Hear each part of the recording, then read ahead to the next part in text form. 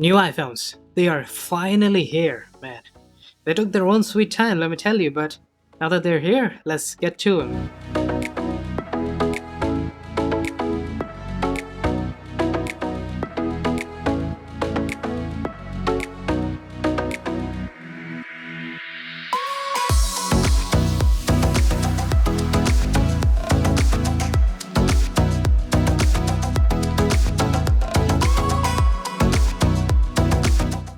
Hey there, people. How you doing? So today we have the new iPhones. The iPhone 12 lineup is actually pretty big, with four new iPhones. But before we get started, I just want to say that, man, the Apple presentation, it was crazy good. I mean, the production crew, they deserve one hell of a pat on the back. And yeah, it was just impressive. But new iPhones, yep. Let's begin with the iPhone 12 mini because that is, in my opinion, what could be quite easily the most popular iPhone and easily one of the best selling iPhones. So let us just talk about that design because I wish they would change up the notch a little, but you know, I at least gotta give them credit because Apple usually never changes design and this was expected. But what I really like is that they went for a new overall design with the flattened sides. That looks so slick because just it looks amazing, in my opinion. And I understand that with the flattened sides, it could somewhat make the phone a little bit uncomfortable to hold, at least compared to the previous year models. But, looks wise at least, it looks fantastic, no doubt. And even the colors, I mean, I like product red, but the blue, that looks very nice indeed. And the iPhone 12 mini, very true to its name, is actually a very small iPhone. And yeah, sure, the display being 5.4 inches is not necessarily too small, but 5.4 inches is kinda small compared to all the other models that we have. And speaking of the display, it is actually a huge upgrade because compared to last year's iPhone 11, well, we have a new OLED display on these. It is their, what was it? The Super Retina XDR display. A mouthful and a weird name, to be honest, but nonetheless, this display is going to be so much better than what we had on the iPhone 11. I mean, LCD can only look that much good. It just cannot be as good as the new OLED that we get this year around. And well, even the resolution, it's got an upgrade as well. We'll be getting a proper resolution this time around. Nothing like the 720p-ish resolution that we got last year. Rather, this time we have somewhere around 1100p or something like a weird resolution, but end of the day, we'll be getting more than 400 pixels per inch, which is actually, I think it's more than enough. But yeah, I definitely like the new display that we'll be getting. No 120Hz though? Kind of a disappointment. A bummer, a really big bummer, but nonetheless, on the iPhone 12 and 12 mini, I don't think it matters that much. We will also have full HDR compatibility with Dolby Vision, there's True Tone, and of course that 2 million to 1 contrast ratio. Kinda wild if you ask me, but nonetheless, it is pretty neat. Then of course we have 1200 nits of max brightness when playing back HDR, and that is also right up there with the Galaxy Notes and stuff like that. So yeah, end of the day, this display is just gonna be fantastic. Then of course we have the flagship stuff like water and dust resistance, IP68, and we have up to 6 meters, that's very deep indeed. So yeah, 6 meters for 30 minutes for iPhone should be okay. Then of course we have the chipset, which is the just obscenely powerful A14 Bionic. And at this point, it's kind of getting ridiculous just how powerful the Apple chipsets are getting, especially in the iPhones. Because, I mean, no Android phone out there can even come close to just raw power that we can get out of these chipsets. And end of the day, you're gonna need this power some way or the other because you want power to play games. You want power to edit videos, a little bit of power to edit photos, maybe even more. If you want to edit some big raw photos, then yeah, a lot of power is needed in that regard. And of course, the camera. It really benefits from having a powerful chipset, and I don't think there's anything better out there than the A14 Bionic. And speaking of the cameras, we have a fairly common camera setup because it's going to be a dual camera system with 12 megapixels wide and another 12 megapixel ultra wide. The wide having an f1.6 aperture, so it's gonna let in a little bit more light. And of course, the ultra wide, it has an f2.4 aperture with a 120-degree field of view. So yeah, pretty standard, but yeah, I don't think it's gonna be bad in any way possible. Also, another amazing addition is that we have night mode on the ultra wide and wide angle camera. So yeah, the amazing night mode that we had last year is coming to the ultra wide. That is the one thing I wanted Apple to do, and thank you very much for doing it. And also, the main camera will have a 7 element lens. It's a new setup, and apparently it's gonna let about 27% more light as compared to last year's iPhones. So yeah, in a nutshell, deep fusion and night mode will both be so very pleased to have this extra bit of light. It's gonna help out a lot in video as well. Speaking of which, we have a very cool feature here. We have HDR video recording with Dolby Vision up to 30 FPS. That's right, not 60. At least not on the iPhone 12 mini and 12, because I don't know why. We do not have up to 60 FPS HDR recording. It's for some odd reason limited to 30. But nonetheless, you can obviously go up to 4K 60 with normal video recording. But one thing to keep in mind is that with the HDR recording, you're going to be able to record 10-bit color. So that, in my opinion, is just beyond fantastic. Because having that kind of color depth overall, it really makes for really clean looking videos overall. And now we have the front camera. And rejoice everybody, because we have both deep fusion and night mode coming to the front camera. So I mean, we already had a fantastic front camera on the previous iPhones, but this time around it's gonna be amazing in every kind of situation possible. And obviously we have all the good stuff with the video recording as well.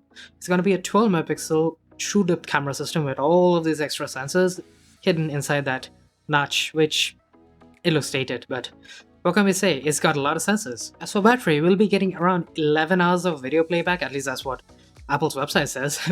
I don't really have actual numbers for you because I don't have the iPhone, but yeah. Anyways, the iPhone 12, the normal one, and not the mini, that'll get a little bit more, somewhere around 17 hours. And well, we have wireless charging on this one. We had it last year as well, but this year around, it's getting very interesting because not only do we have fast wireless charging, but that's not with Qi wireless charging. It's limited to 7.5 with Qi wireless charging, but if you go for the MagSafe wireless charging, then you can go up to 15 watts. And that's not all. The MagSafe wireless charging is so unique, I think, because it's got magnets on the back of the iPhone, and well, those magnets will allow the wireless charger to just snap onto it. And that, in my opinion, is just fantastic. The only thing that I wish Apple would have done is that give us Qi wireless charging up to 15 watts and not limited to 7.5 watts. Other than that though, I really like the MagSafe idea. It can actually lead to some very cool accessories with the magnets and everything. But of course, next up we have the iPhone 12, which is nothing more than a larger size and a little bit more battery. So we're gonna basically skip talking about the cameras because it's the same thing and move on to the iPhone 12 Pro because that is where the real competition begins. So the design. And here I'd say that it follows basically the same formula that the iPhone 12 has, but instead of a glossy back, we have the matte finish, which is just fantastic. No other way around it. It just looks so good, and you know me, I'm a huge fan of matte finishes, no doubt about that. Alright, now let's begin with the display. And one thing I actually forgot to mention is that all of these iPhones will have slightly slimmer bezels. Apple at least says that we'll be getting slimmer bezels, so I'll take their word for it for now. And yes, the display. Here we have the same display we'll be getting on the iPhone 12, so yeah, it's good news in a way, but no 120Hz. It's just really sad to see that we don't have 120Hz. It would have been so well done with the optimizations of Apple's iOS and the powerful chipsets. So the display, in a nutshell, it'll look very good, but it won't be as smooth. I really wish we had a choice to at least turn on 120Hz because I think both the chipset and the display can actually support 120Hz. It's just limited via software. Then of course we have the same chipset, the A14 Bionic, with all of its bells and whistles and just that immense amount of raw power. Also the A14 Bionic, if you didn't know already, it is 5nm based, so basically the most cutting edge chipset out there. It's really impressive if you ask me. As for the cameras, we have a triple camera system with ultra-wide, wide and telephoto. On the 12 Pro, we have the same ultra-wide that we have on the iPhone 12 and 12 mini, The wide is also the same thing with the f1.6 aperture. And then we have the telephoto, which is an f2.0 at 2 times zoom, around 52 millimeters. And well, it's a standard setup, basics, and I wish we had a little bit more zoom, but honestly, I don't really care much about it.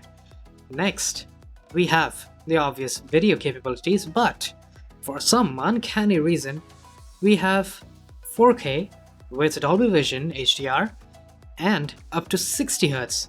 So I'm not exactly sure why we have that kind of a difference between the iPhone 12 and iPhone 12 Pro. It's a software limitation, that much seems kind of obvious to me because the sensors are the same, the chipset is the same. It makes no sense to not be able to do 4K 60 with HDR on the iPhone 12 series, but you know, it is what it is. Then of course we have all the other modes with 4K up to 60, and for slow motion we have the same 1080p at 240Hz and also 720p at 480Hz. So yeah, no changes in that regard. I'm hoping for better video quality as usual because Apple, one thing that they can do right is iPhones and their video quality. The front camera is also the same 12 megapixel true depth sensor that we have on the iPhone 12, so nothing new in that regard. But where we do have some new stuff is the iPhone 12 Pro Max. Yeah, they're still sticking with that name. What can I say? But anyways, the iPhone 12 Pro Max has a newer and actually a larger sensor with about 1.7 micron pixels. So yeah, the pixels are larger.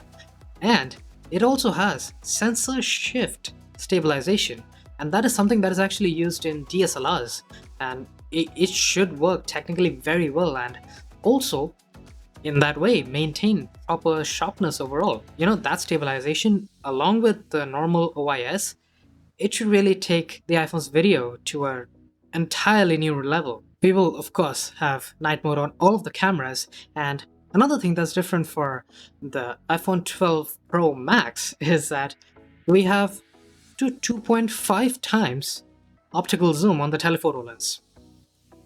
I don't exactly know why it's 2.5 and not something around 4 or 5 times zoom, because that would make sense. Having that extra 0.5, will it even make the slightest difference? I personally don't think it will, but it is what it is, I guess.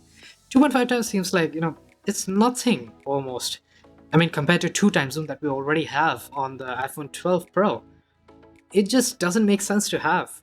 I mean, why even bother with it? Have the same 2x zoom and, you know, call it a day. We'll of course have Face ID on all of our iPhones, and as for the batteries, the 12 Pro will have about 17 hours of video playback, and the 12 Pro Max, it goes up to 20 hours, so in a way, you could actually expect pretty good battery life. As for charging, the same. We have 20 watts of wired charging, 7.5 watts of Qi wireless charging, and with the MagSafe wireless charging, it can go up to 15 watts. There's of course the amazing MagSafe magnets and stuff like that, but yeah, overall, without a doubt, I think that these iPhones will be kinda interesting. Mainly because not only do all of these iPhones support 5G, and they have basically improvements across the board, especially in the iPhone 12 and 12 mini. Those two will have some of the most amazing displays for the price. I think that the cameras are where things are gonna get very interesting because we have a lot of features there. I don't think I even talked about all of them. We have something like the night mode time lapse. That could be very interesting in certain situations.